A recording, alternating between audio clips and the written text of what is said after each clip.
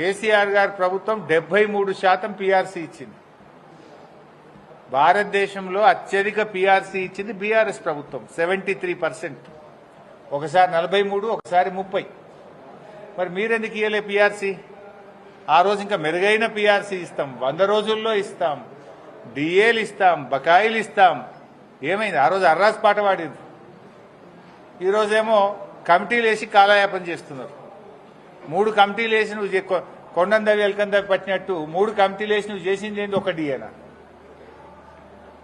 ఇప్పటికైనా BRS party demand చేస్తుంది, తక్షణమే 3 డిఏలు చెల్లించాలని ఉద్యోగుల పక్షాన బీఆర్ఎస్ డిమాండ్ చేస్తుంది. ఓల్డ్ పెన్షన్ స్కీమ్ మీరు ఇచ్చిన మాట ప్రకారంగా ఓపీఎస్ ను తీసుకురావాలని కోరుతున్నాము. తక్షణమే బీఆర్ఎస్ ఇచ్చిన దానికంటే ఎక్కువ